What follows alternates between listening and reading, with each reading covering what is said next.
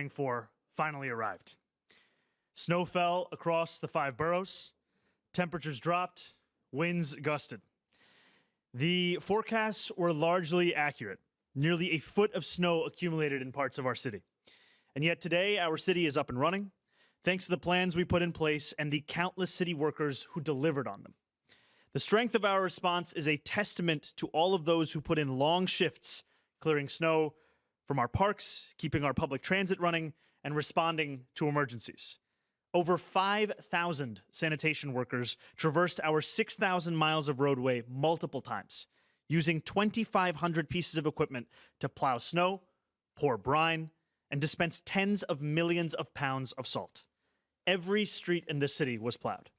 Nearly 19 tons of anti-icing solution were applied to the East River bridges by our DOT crews. The City Tow Truck Task Force, which helped our 53 motorists yesterday and today, didn't just help keep roads clear across the 5 boroughs. They freed trapped motorists, escorted plows, and ensured ambulances could get to those in need. These are our fellow New Yorkers who do immense work that is often unseen and unrecognized. They keep our city running no matter the challenge before them. They deserve immense credit and immense gratitude, to which they would respond, I'm sure, that they were only doing their jobs. New York was prepared, and New York weathered the storm. I want to commend the leaders who are here with me today, those who are still hard at work at our emergency operations centers, and every agency that communicated and coordinated effectively across government to serve this city. And I want to commend also the countless everyday New Yorkers who did their part to help our city stay on its feet. The neighbors who shoveled snow off their stoop and then did the same for the stoop next door. The business owners who salted the whole block. The young people who brought supplies to the elderly couple upstairs. We prepared for this storm together, and we rode this storm out together. Now, while the worst is behind us, there is still more to be done as we clear the snow and restore our city. Our top priority remains ensuring that every New Yorker can remain safe and warm throughout this prolonged cold period. Enhanced Code Blue protocols have been in place since Friday night and empowered our outreach teams to make 170 placements in shelters, safe havens, stabilization beds, drop-in centers, and hospitals over the weekend. The vast majority of these placements were to shelters. Just because the storm has passed does not mean that the danger to homeless New Yorkers has passed.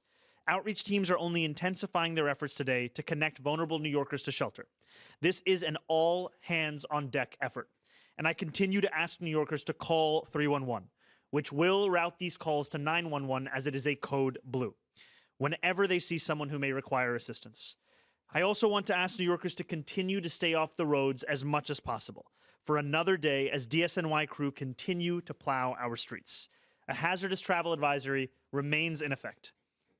As we announced yesterday, today is a virtual learning day for our students, with exceptions for high school students and schools serving only grades 6 through 12 that are observing a previously scheduled professional development day. All after-school programs, adult education, and school-based programming have been canceled. As of 9:15 a.m. this morning, we have over 400,000 parents, student, and staff logons.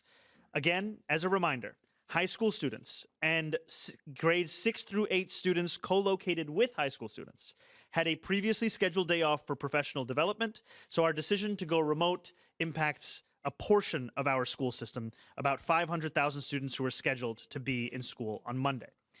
I did visit a classroom this morning remotely alongside the chancellor and reiterated my offer to students that they could pelt me in the face with a snowball. They were very excited about that and asked for a time and place. I said, you can find me anywhere in New York City. There remain some interruptions to service. Alternate side parking is suspended today and will also be suspended tomorrow. Payment at parking meters will remain in effect. The Staten Island Ferry is continuing to run on a modified schedule every 20 minutes. And I want to also ask New Yorkers to be patient with garbage collection as DSNY prioritizes snow removal in the immediate short term.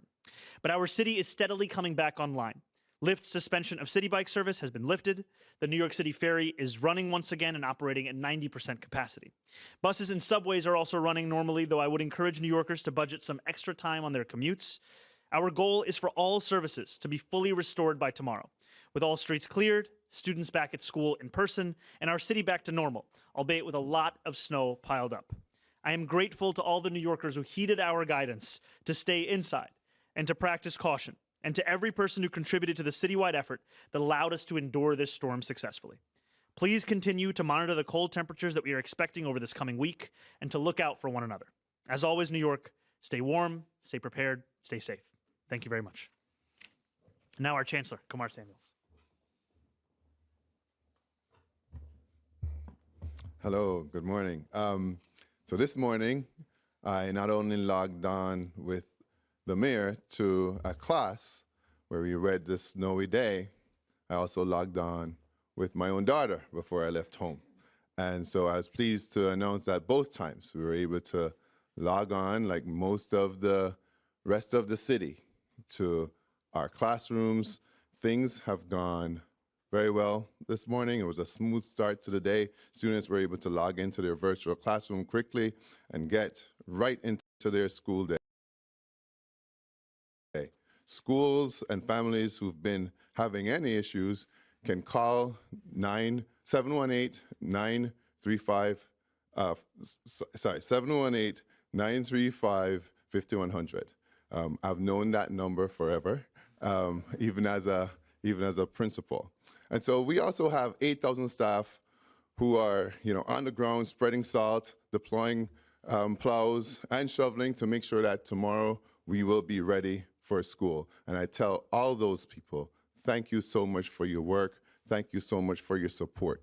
We have also opened 10 high schools across the city as warming shelters for families, for people looking for shelter. And we have school safety agents deployed in all of those situations.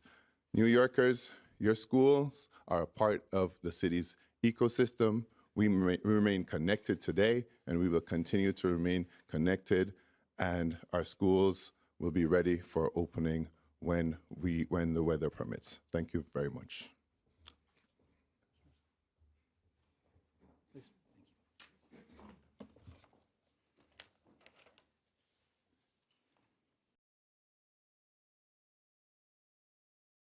भूल ये हुई है मुझसे थोड़ा सा कुछ दिल में रह गया क्या करो? सेट करो खास चाय बना के तुम्हारा मूड। समझते हैं एक दूसरे को, इसीलिए बने हैं एक दूसरे के लिए। जैसे चाय को समझे सिर्फ नेस्ले एवरीडे। From Nestle. कहते हैं dreams are impossible और luxury is not for everyone. और ये भी कहते हैं कि power is beyond your reach.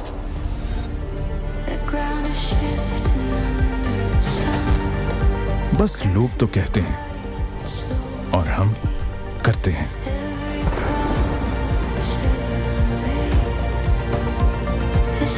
Now, greater power, more control, luxurious comfort, impeccable style. सब कुछ is within your reach. The new J-Crew J5 SHS SUV within your reach.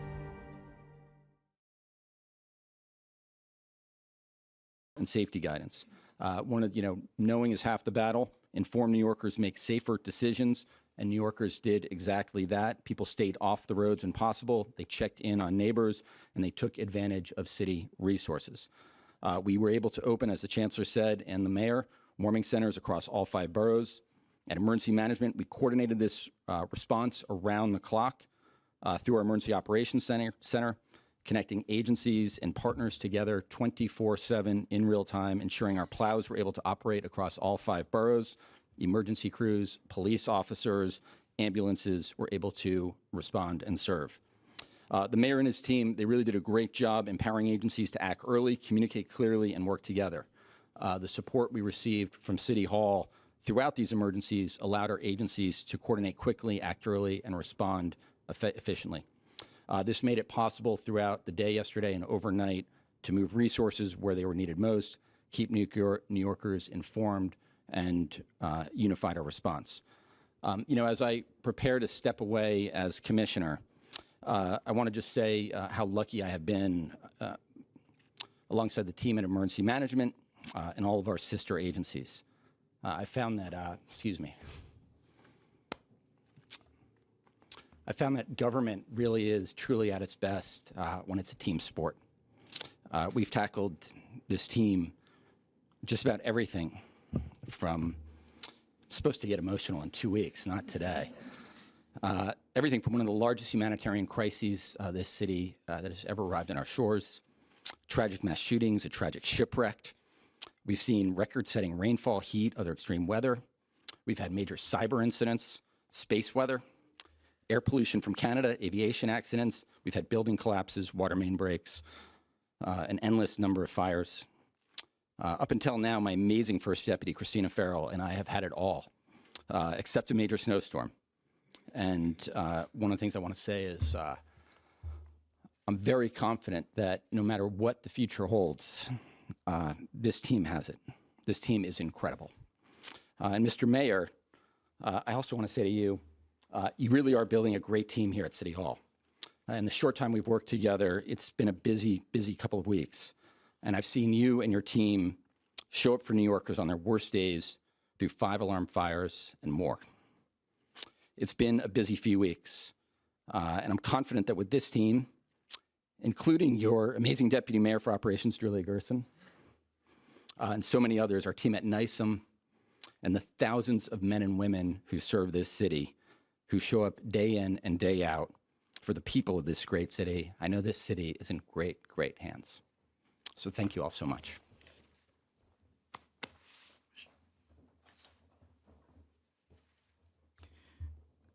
Good morning. Yesterday, 5,000 sanitation workers showed up to drive plows and spread salt on highways, roads, and bike lanes.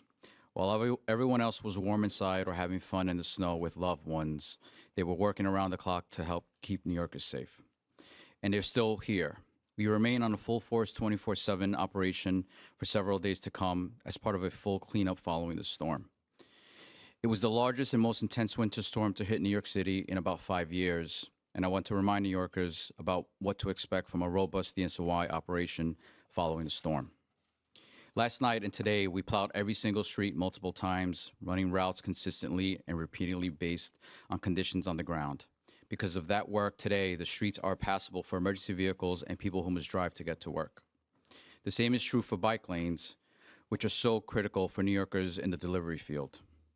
But this is an ongoing process. Those huge mounds of snow can't stay at the corners. They need to be hauled away. And as New Yorkers address their sidewalks or dig out their cars, bike lanes and roadways will still need additional passes from DSNY. We are not slowing down. We have hundreds of emergency snow shovelers working today with an emphasis on making sure areas around schools are ready for tomorrow. We have hired extra equipment for snow hauling and ridge breaking, and given the deep and ongoing cold, we will soon activate snow melting operations, setting up large machines that can each melt up to 120 tons per hour. In short, we will continue to address all conditions throughout the week. Property owners, please remember to shovel and salt your sidewalks so that pedestrians can get where they need to get to safely. The city is open, and it will get more and more open in the hours ahead, thanks to the work of this department and this administration at large. Thank you. Hi, Mayor. How are you? Hi, how are you, Heather? I just want to address the 2 fires in the Bronx. Both of them had, unfortunately, deaths related to them. Speaker Menon, as well as Councilmember Pierina Sanchez, said that they were concerned about the lack of clarity and coordination when they got to the scene, particularly with information being communicated to residents, whether it was safe to go back into their homes. Just wanted to get your response on that. And particularly in District 14, they've seen a number of fires. Usually it's a big area where we see, they said 6 fires since December. Is there more resources being activated to that community to address these concerns? So this fire, frankly, the 2 fires that we saw over the weekend and this fire that you're asking about specifically, it was a tragedy. And my heart, and for all of us up here, goes out to the family of the deceased. The FDNY was at the scene of that fire about 5 minutes after the call was placed. The fire was under control within about 80 minutes. And right now, the FDNY is conducting a full investigation, as they do. The preliminary cause that's been shared with us at this point is that of electrical wiring. And our city agencies were on the scene alongside FDNY, including DOB and HPD, to serve residents. And I spoke to Councilmember Sanchez directly yesterday evening, and we remained in close coordination to ensure that every single affected resident was given transportation to a hotel. And what I will say just broadly is, and Commissioner Iskell spoke about this in his own remarks, but a number of the times where we've seen each other have been at 5-alarm fires. We have seen each other at a number of the worst moments for New Yorkers. And on Saturday, I was at the first fire that occurred in the Bronx over the weekend. And when I met with the woman in whose home that fire began, and she leaned in for a hug, and I embraced her, I could still smell the ash on her clothing. And this fire, it consumes people's lives. People lost, in some cases, New Yorkers lost their life. In far more cases, New Yorkers lost their pets, they lost their belongings, they lost the things that really give them a sense of self. And I'm very thankful, frankly, for our partners in the council, as well as for our city agencies and our partners with the American Red Cross, because what I've seen so often is that it is in a moment of loss, of devastation, and it's at that very moment where people need help the most, and I'm proud of the work that people are doing. Yeah. Grand Street fire was the electrical. Yes, the second fire. Yes. Thank you. Hi, Mayor. How you doing? Hey, how's it going? Two sort of forward-leaning questions with this big storm being chased by very, very cold temperatures, particularly in the overnight hours. First, what is the sidewalk clear deadline, and are you worried with this kind of sleeting down ice last night and then already very cold, a lot of New Yorkers just simply won't be able to do it, and then what? And then also, you mentioned a number of removals of homeless individuals. We did have some people found deceased. Are you doing anything different moving forward into this next phase of the storm and cold as far as getting people off the streets? So I'll answer the second question first, and then I'm going to pass it over to our Deputy Mayor Curson for the first question. So first and foremost, I send my deepest condolences to the families and the loved ones of those New Yorkers that lost their lives. Any loss of life is truly a tragedy, and that's why we're continuing to urge New Yorkers to get to a safe and warm location, and also if they see anyone who is in need of assistance to call 311, because as we are under a code blue, those calls to 311 are then rerouted to calls to 911. Now, what it means to be in a code blue, which continues today and will continue this week, is that shelters have relaxed their intake policies. Whereas typically you might have to go through a set of paperwork or processes, have to go to one shelter to go to another. What we are seeing for a code blue is that no one is turned away from these kinds of shelters. And that is a large reason why we're seeing the successful placement of more than 170 New Yorkers into a wide variety of places, vast majority being shelters. I also just want to say a deep note of gratitude to our city workers, especially at the Department of Homeless Services, who have been conducting outreach to homeless New Yorkers every 2 hours across the city. And what we are seeing, that this is also a reminder that if anyone sees someone out in the cold, call that number, connect them with services. We don't want New Yorkers to be out there. Yes, thank you. So we are looking for people to have cleared the sidewalks in front of their property before 11 a.m. this morning or as soon as possible. And if people see sidewalks that are not cleared, please report that to 311. Thank you. And I'll just say before we go to the next thing, this is also an opportunity to help for New Yorkers to help others in need. Today, this morning, when we asked students what they were going to do, a number of them spoke about snow angels, spoke about throwing snowballs, and there were also a number of students who spoke about helping their parents with shoveling. And I think that, yesterday as we were heading back from our press conference, I saw there was about an 85-year-old woman in Astoria who was struggling to shovel, and a very young neighbor of hers came over and started to help her, and then we helped together. And that's the kind of city that we also love and know. Good morning, Mayor. I like your Timberlands, by the way. Thank you. New York City snow here. This is one of the first big challenges of your administration. Learned about the city resources, the readiness, what's still needed, what really excelled. What have you learned so far? Well, I think one of the key things that I've learned. आज पाकिस्तान में हर 10 में से 9 बच्चों की खुराक में iron की कमी है। इसलिए जरूरी है नेस्ले बुनियाद आयरन प्लस, जो है 3 गुना ज्यादा मौसम। नेस्ले बुनियाद आयरन प्लस।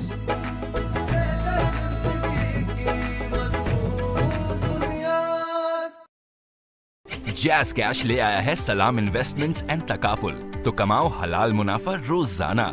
अमाउंट विड्रॉल या गोल क्लोजर के लिए अभी अपनी जैज़ कैश ऐप पे सलाम इन्वेस्टमेंट सिलेक्ट करें। विड्रॉ पर क्लिक करें। अपने गोल में से रकम निकालने के लिए विड्रॉ को सिलेक्ट करें। अगर आप अपना गोल बंद करना चाहते हैं तो क्लोज गोल पे क्लिक करें। अगर आपने विड्रॉ सिलेक्ट किया है तो आप जितनी रकम निकालना चाहते हैं वो दर्ज करें और ट्रांसफर पर क्लिक करके एमपिन दर्ज करें और हासिल करें कामयाब ट्रांसफर की रसीद। अगर आपने क्लोज गोल सिलेक्ट किया है तो आपको अपनी टोटल इन्वेस्टमेंट की रकम दिखाई देगी। गोल क्लोज करने पे आपकी सारी रकम जैज़ कैश वॉलेट में भेज दी जाएगी। क्लोज गोल पे टैप करें, अपना 4 हिस्सों वाला एमपिन दर्ज करें और हासिल करें गोल क्लोजर की रसीद। तो फिर इस्लामिक इन्वेस्टमेंट्स के लिए जैज़ कैश है ना। In a hurry, that we are brash, that we are rude. What I think sometimes gets missed is just how much New Yorkers care for each other. And yesterday, as I went through the city, I saw so many New Yorkers who were just lending a helping hand to people whose names they didn't know, whose stories they didn't know, but all they knew about them was that they too were New Yorkers. They too deserved a helping hand. Anything you learned about yourself, your own leadership style, That people care a lot if I don't wear a hat. And I will tell you, I was brushing it off, and then towards the end of the day, my hair started to freeze, and I did put on a nice beanie, and I was much warmer. So I appreciate the feedback. I will take it moving forward. Thank you. Hi, Mayor. How are you? How's it going? If I understand it correctly, Code Blue, doesn't Code Blue, in addition to being relaxed shelter rules, also mean that people, if they're outside in life-threatening temperatures, can be forced to come off the streets? Isn't that also part of Code Blue, and is that happening? I wonder if you can give me a sense, or anyone of, how many times has that happened in this storm where, someone has been told, no, you can't stay here, you have to come in? And then also, is there anything else you can tell us to fill in the blanks on the circumstances and the deaths of those people who we initially thought might have been homeless but ended up not being homeless? I think I'll answer the second question, then I'll pass it over for the first. I think this is part and parcel of any fast-moving situation, that we always want to share with New Yorkers what we know at the time. And so at this time, what we know is that a number of those 7 New Yorkers who lost their lives had interactions with our shelter system in the past. It is still too early to share a broader diagnosis or a cause of death. However, as you've said, and I think as many New Yorkers know, this kind of cold, we haven't seen this kind of cold for 8 years, and it is debilitating. Yesterday, we were driving over the Triborough, I think it was, and as we were driving, I saw a man who had pulled over his car. We stopped, I went out, and he had tried to avoid a car that had made a sudden stop, and in doing so had skidded over to the side of the bridge. And he came out, and he told me, he was telling me what happened. We were calling TBTA. We were looking to get a tow truck for him.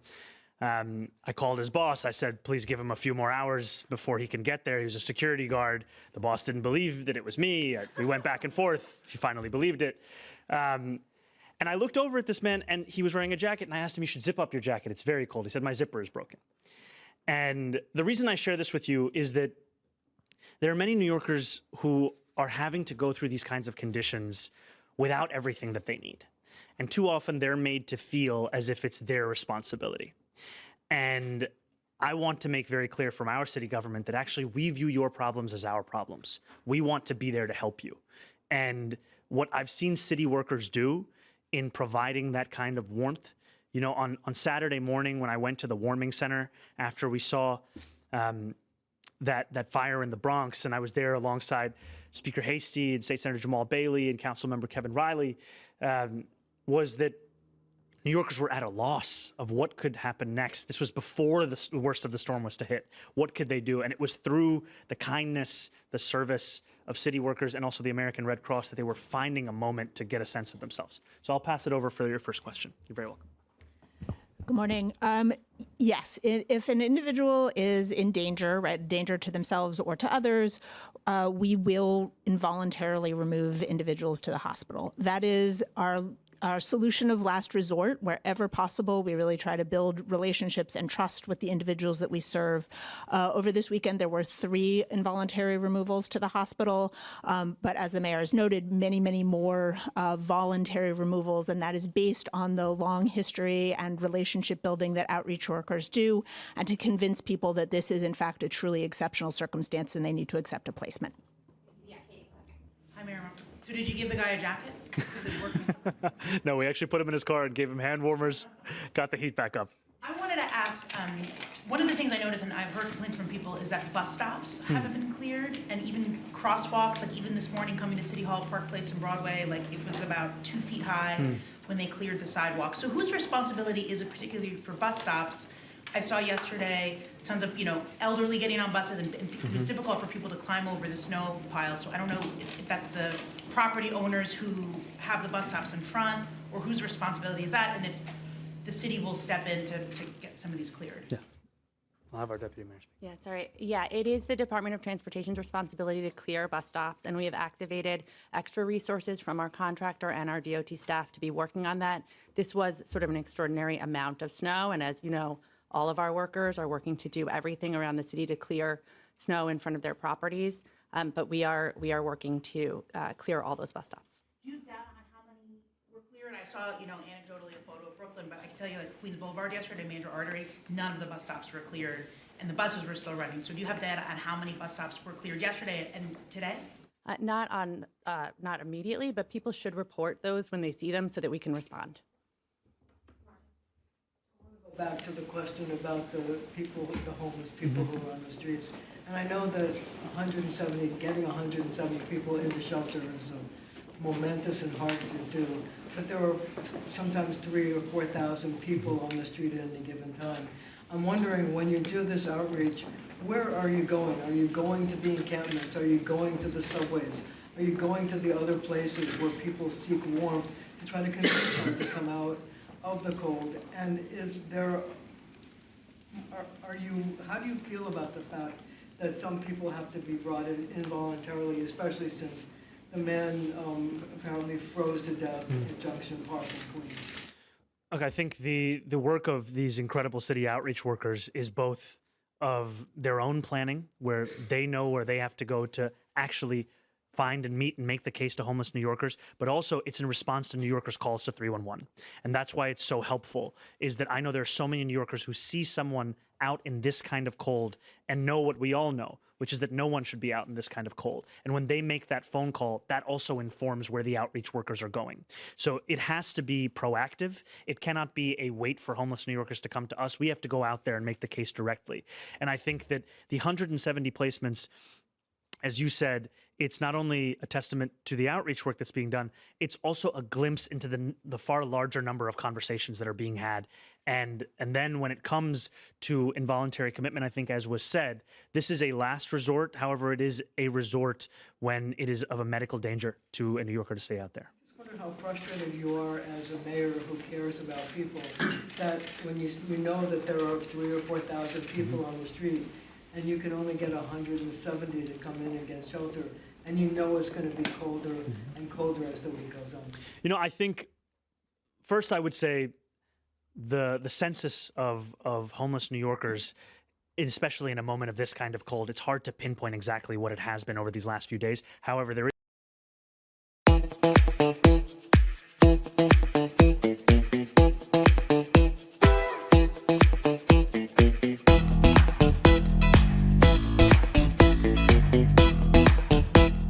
From Nestlé.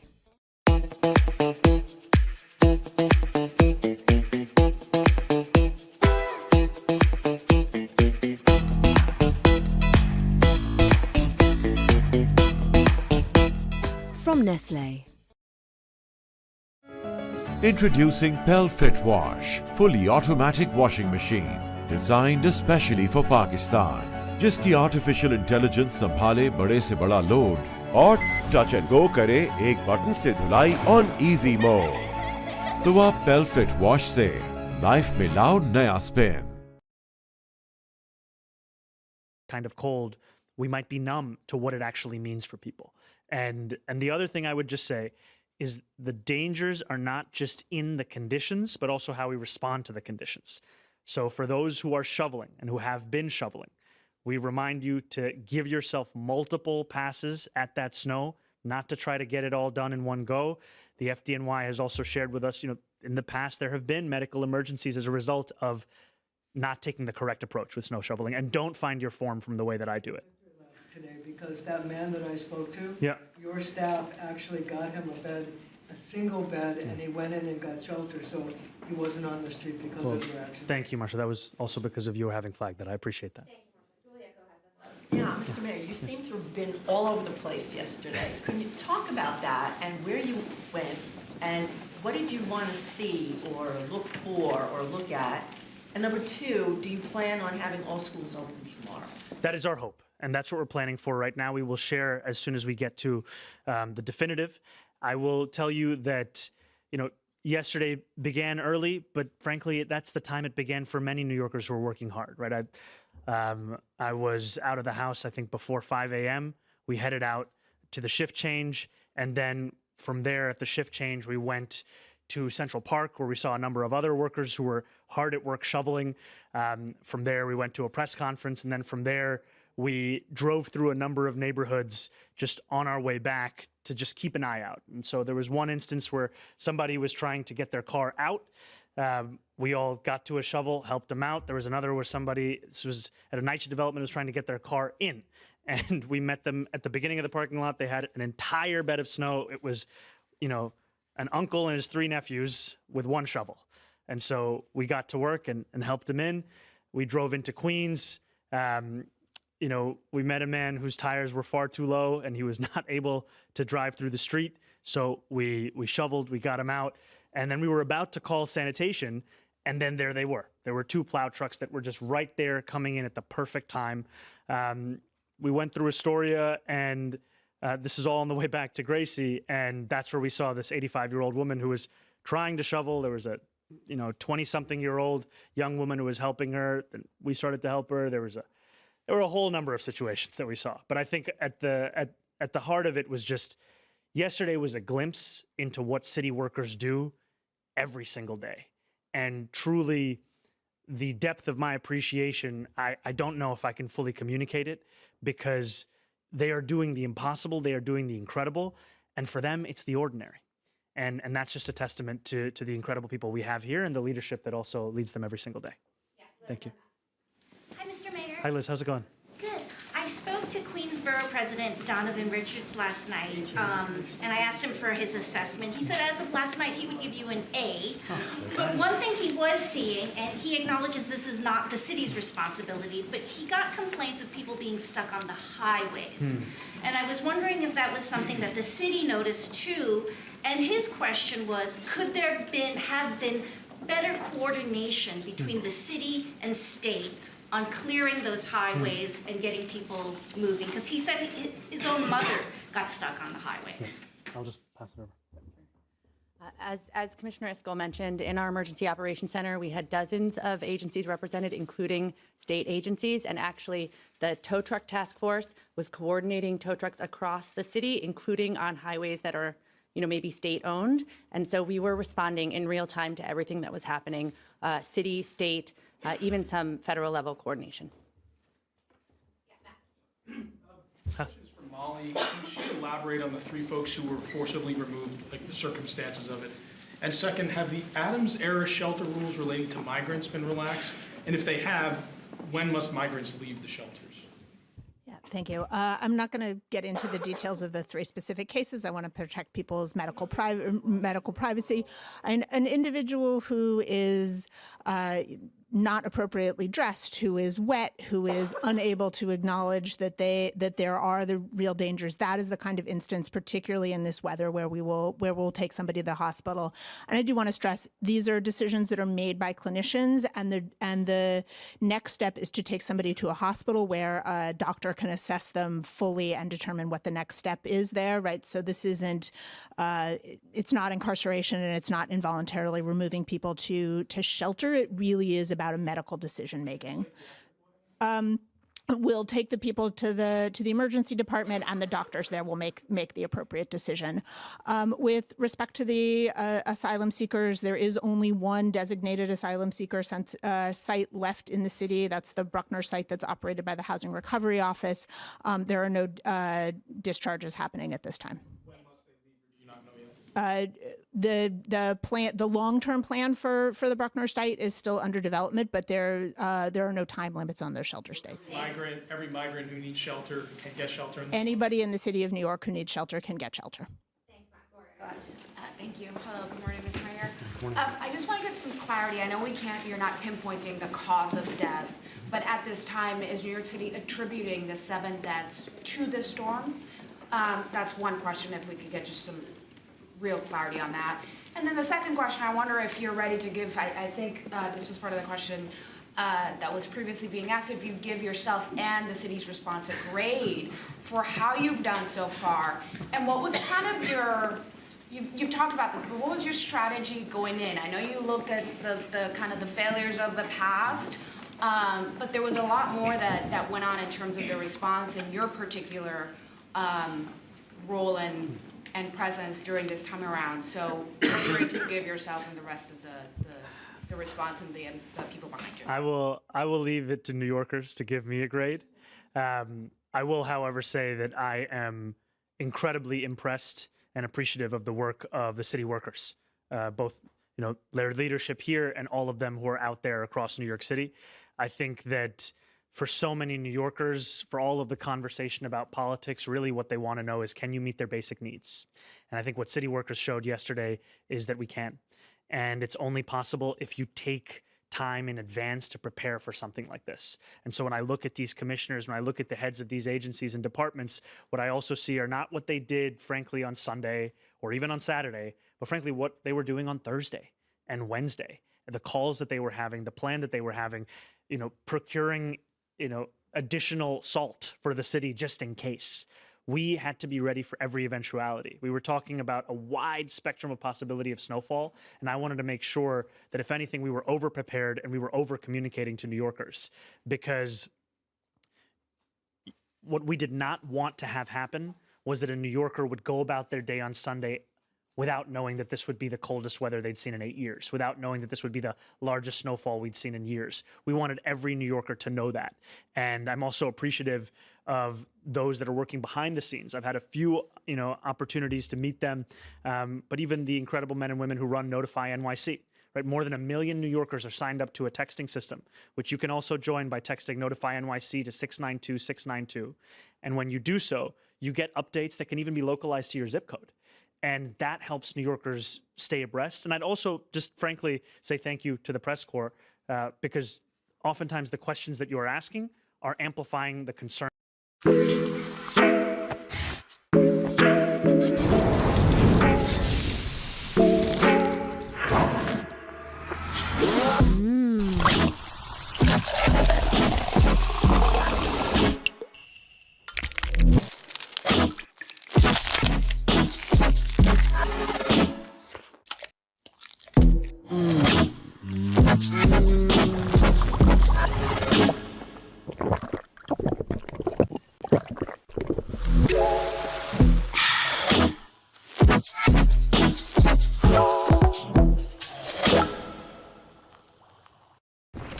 Ahmad बेटा चलो उठ जाओ। मम्मा हाँ दांत में बहुत दर्द है। कैविटी है क्या? मैं स्कूल कैसे जाऊंगा? आज फिर स्कूल छोड़ो। ओके मम्मा। तुम ना एक्टिंग स्कूल जाओ, अच्छी कर लेते हो ड्रामेबाज। हर माँ जानती है कि कोलगेट मैक्सिमम कैविटी प्रोटेक्शन का फ्लोराइड और कैल्शियम बूस्ट दे पूरे 24 घंटे तक कैविटी से हिफाजत। 24 घंटे तो कैविटीज का कोई चांस ही नहीं। Colgate Maximum Cavity Protection. How did characterize the response to this storm?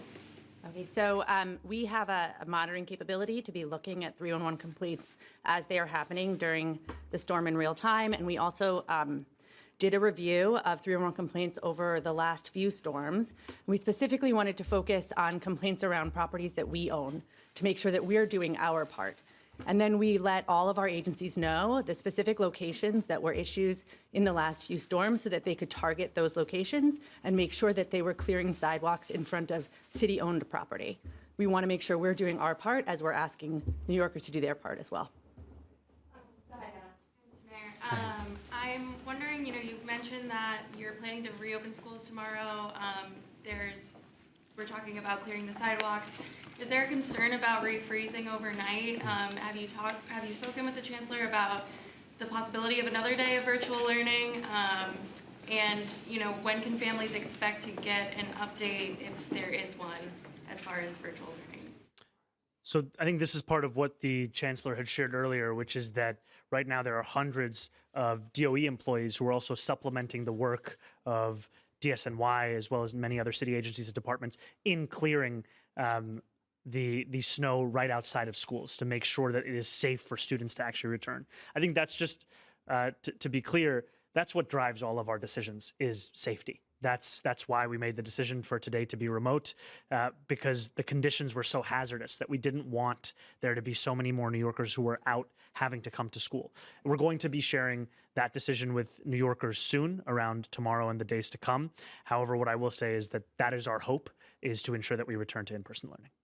We have time for a few more Moses and then Tim.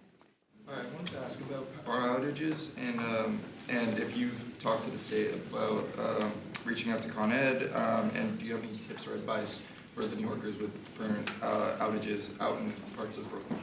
Can you say the last part one more time? Do you have any tips and advice for Any tips or advice for the New Yorkers that are currently in the cold because of the outages? I think the first thing I would say is to call 311 immediately. The city wants to know if you are facing any kind of an outage of this kind. It is also our job to help you respond to this. And yesterday when we had an emergency briefing, we also had representatives from Con Ed there as well. And because it is critical for us to not just work as a whole of city government approach, but frankly, an approach that encompasses everything that affects New Yorkers' lives. They're affected by state government decisions, city government decisions, by private companies' decisions, and so we want to actually have that cohered. So the number one thing would be call 311 if you're facing an outage. The city wants to know, the city wants to help. And the other thing I would just say, I've spoken a lot about safety in the context of staying inside, staying warm, avoiding unnecessary travel. I would also say in a moment of immense cold that to be mindful with space heaters, that you do not leave them running unattended, and that you also do not have them operating within 3 feet of something that is flammable. Thank you. All right, last one, Timmy, go ahead. So yesterday you told students they could throw a snowball at you if they were upset. Has anyone done that yet? Not yet. A number of the kids this morning were very excited about it. So I feel like it could occur at some point today. Just on my toes. All right, sorry, just one more right here. Yeah. I just had one off topic. Oh, hey, Sally, how's it going? Good, how are you? Doing well. Last week, we reported that your law department is suing to stop the production of this TV show Behind the Badge, as well as Kaz Daughtry is going to Homeland Security. So I just had two questions. One, are you in touch with Mr. Daughtry at all in his new position or soon-to-be new position? And two, have you seen the footage of this show, and do you have any reaction to how much access these camera crews got to crime scenes? So I am not personally in touch with Mr. Daughtry, and I have not seen the footage myself of this show. I can tell you, however, that we're continuing a pre-existing law department policy on their action that they're taking. Okay. Thank you all so much. Snow is too soft for a snowball. Try it. It's very light. Those ice balls.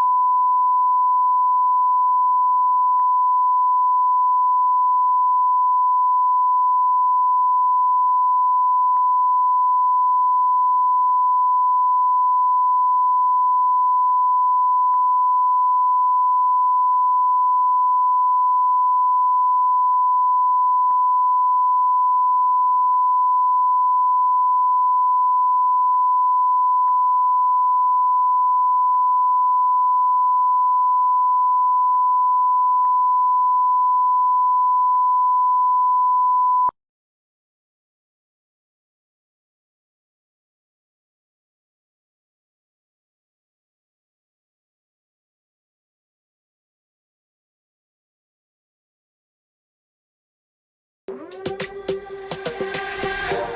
can whip it, swirl it, flip it, twirl it. Wow, Kura, fabulous blow dry. तुम्हें पता It's Tresemme. Salon Smooth blow dry hair. Now at home. Tresemme Keratin Smooth. Keratin and argan oil formula provides frizz control up to 72 hours. और दे Start on smooth बाल.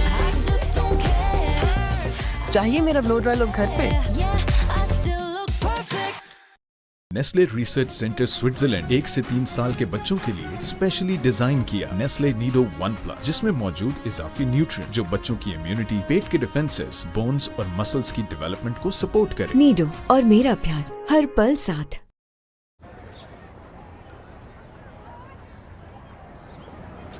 Central Park is the most famous city park in the world. But did you know of its 843 acres, every single tree, shrub, and flower were placed by design and not by nature? I'm Michael Weitzner. I've been an architect in New York City for over 35 years. And today, I'm going to show you some of the hidden details that make Central Park the greatest metropolitan park in the world.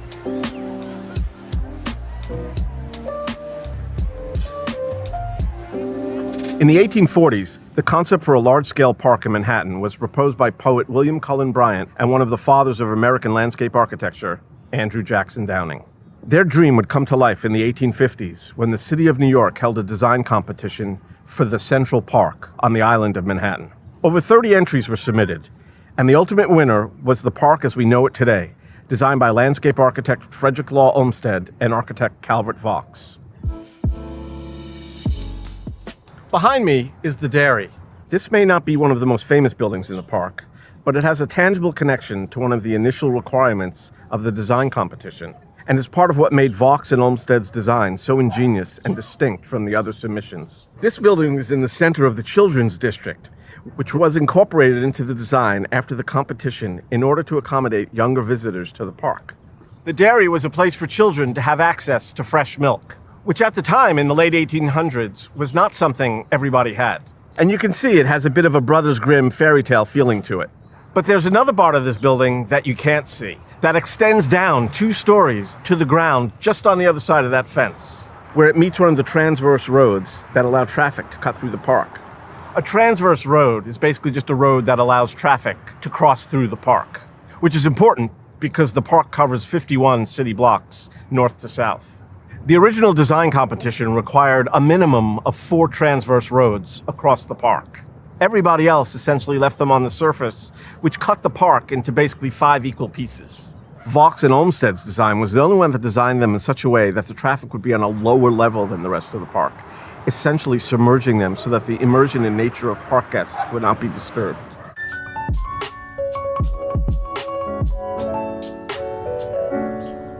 This piece of iron sticking out of this boulder is not an oversight. In fact, it's a survey vault that marks the original street grid of Manhattan. The original Commissioner's Plan of 1811 never included designs for a large park in the middle of the city. But the streets that were once here were removed and the land was incorporated into the park, and it was really quite a transformation. At the time this park was conceived, the entire city wasn't as densely populated as it is today. But there were still settlements in the area that would become the park, including Seneca Village, one of the earliest free black settlements in New York. Everyone living on what would become park land was relocated by eminent domain, the controversial government mechanism for seizing property where owners are compensated but must vacate. And Seneca Village, tragically, was included in that. But it wasn't just relocating homes that took place. Vaux and Olmsted's design called for a radical departure in the thinking of what a grand civic garden should be. They rejected the idea of highly formal, rigid gardens like those designed exclusively for the wealthy. Instead, they proposed a naturalistic setting, filled with meadows, woodlands, gurgling streams, and surprising vistas. The resulting work involved shifting over 5 million cubic yards of soil, planting over 500,000 trees and shrubs, and excavating more than 7 lakes and other bodies of water, all done by hand. In fact, the boulders like this one, which the bolt is sticking out of, are the only original pieces of natural landscape in the park. And even many of these were unearthed, scraped, and cleaned to appear as they do today. This is the last remaining survey bolt in Central Park, And I don't want to spoil the fun of finding it for you, so I'll let you search the 843 acres for it.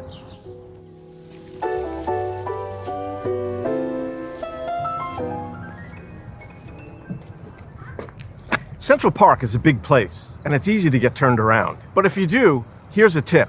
There are more than 1,800 lampposts in the park that tell you where you are, if you know where to look. At the base of the lamppost, you can find a set of numbers that indicate where you are in the park. But it's a bit of a secret code. The first two numbers represent the nearest cross street between 59th Street and 110th. And the last two numbers tell you which side of the park you're on. Even numbers mean east, and odd numbers mean west. Nestle lacto grow with active grow बच्चों की growing bones के लिए fasting ग्लूटाहाया serum जिसमें है ग्लूटाग्लो and हाइलुरॉन vitamin C से 10 गुना ज्यादा powerful. Over my shoulder, you could see the Bethesda Terrace, at the center of which is the beautiful Bethesda Fountain. A grand fountain was also one of the original requirements for the design competition. And this one satisfies that requirement and commemorates the importance of water in New York City. Titled Angel of the Waters, this sculpture was created by sculptor Emma Stebbins, who was the first woman to receive a commission for a major public work in New York City. The statue commemorates the completion of the Croton Aqueduct in 1842, which brought fresh water to New York City, which was actually a really big deal because before that, cholera and yellow fever were a big issue because of unclean water. And in fact, Bethesda Terrace takes its name from the Gospel of St. John, which refers to the healing waters of Bethesda in Jerusalem. Although now it is filled with sculptures depicting historical figures such as William Shakespeare, Robert Burns, and Sir Walter Scott, Angel of the Waters was the only sculpture that was created as part of the original design of the park. And even though this statue was created by a woman, all of the statues depicting real people in the park were only of men, until the statue of Sojourner Truth, Susan B. Anthony, and Elizabeth Cady Stanton was created in 2020. These later statues line possibly the most recognizable part of the park, known as the Mall, which has been featured in countless films and TV shows. This is one of the most formal design elements of the park, a grand promenade that leads directly to Bethesda Terrace, which the designers called the heart of the park. The city was reluctant to build the terrace at first due to costs, but Vox convinced them by saying nature first, second, and third, architecture after a while. And basically what that means is nature has been the priority, but at some point we need some architecture. And this became the place for it. The design of the arcade is like the nave of a church, but submerged. It has this incredible ceiling with over 15,000 tiles made in England by the Minton Tile Company, who famously made tiles for many cathedral floors in Europe. This arcade is actually the only place in the world where these tiles are used for a ceiling. Although it is highly ornate and ingeniously designed, it also remains true to the naturalistic vision of the park's overall design, with carvings depicting natural scenes as well as symbols of the Four Seasons. The act of walking down these steps through the arcade and out to the terrace is one of the great architectural experiences in New York City. You walk down the stately mall, step down into this dimly lit underground space. Basically, you're just walking under a roadway, and suddenly you're in this church-like, almost sacred space. The rows of stone arches, the imported English tile ceiling, the intricate trompe-l'oeil panels, it all creates an atmosphere of reverence. And then when you emerge, it opens onto this grand terrace with the statue of an angel set against the backdrop of the lake and the forest in the distance. Over my shoulder is what's known simply as the lake. It's actually only 4 feet deep, but it covers 22 acres. So in addition to the lake, there's 6 other man-made bodies of water in the park, including the Harlem Mere, the loch, the reservoir, the pond, and others. And they were all intended to have a calming effect, echoing the serenity of natural bodies of water in the natural landscape. But of course, none of this is naturally occurring. It was all designed and constructed. Even the beautiful waterfalls that you see in Central Park are fed by tap water. You can actually drink them. The idea to create naturalistic vistas throughout the park was partly inspired by the paintings of the Hudson River School. These paintings were enormous in scale and depicted awe-inspiring natural scenes. Some of them are hanging in the Metropolitan Museum of Art, which of course is situated inside the park. In fact, the original Met building was designed by Calvert Vaux along with Jacob Ray Mould. The other notable feature about this lake is the bridge that crosses it, the Bow Bridge. It was originally designed as a suspension bridge, like the Brooklyn Bridge, but they decided to go with an arched bridge because they were concerned that the towers would distract from the naturalistic setting. The whole bridge is cast iron with a span of 87 feet. It's actually the second oldest cast iron bridge in the United States. There's over 36 bridges in the park. Known as arches, most of them are both bridges and tunnels, which is a very New York thing. Each one is unique and ornate and has its own personality and character. But even more importantly, they are also very clearly visible examples of the way the park is organized for visitors to navigate it. There's actually 4 vertical layers to the park. The transverse roads, which are submerged below grade, and 3 other circulation paths. The drives, which were intended for horses and carriages, the bridle paths for horseback riding, and the footpaths for pedestrian traffic. These arches, these bridges and tunnels intertwine vertically so that these different circulation paths can cross each other without creating traffic at the intersections. The drives pass over the bridle and footpaths, allowing uninterrupted use of each different circulation path. It's also a really clever way to separate these different types of transit while maintaining a seemingly pastoral landscape. And so it actually accommodates a lot of traffic without it feeling like there's a lot of traffic. Vox and Olmsted intended the park to be enjoyed by all the people of the city, working class and wealthy. But at the time, an unfortunate byproduct of these vertically layered circulation paths was that they also separated the classes from one another, because people of lesser means couldn't afford horses, let alone carriages. Thankfully, that is no longer the case, and the paths are used interchangeably by everybody from all walks of life. तभी तो Zen को चाहिए Nestle Cerelac with special nutri blend जिसका ग़िज़ाइयत से भरा blend बच्चों के brain को डेवलप करने में मदद करे नन्हे पेट की बड़ी ग़िज़ा. My work is easy because I use ClickUp. Here's how I keep track of all my tasks. I start by brain dumping everything I need to get done in a list view. Next, I set a priority and a due date to keep things on track. I create custom statuses to organize my progress exactly how I want it. I like to add the action items field so AI can show me the next steps. I add my teammates as watchers so they're in the loop. ClickUp makes work easy, from personal projects to running a multi-billion-dollar company. Click the link below to create your workspace for free.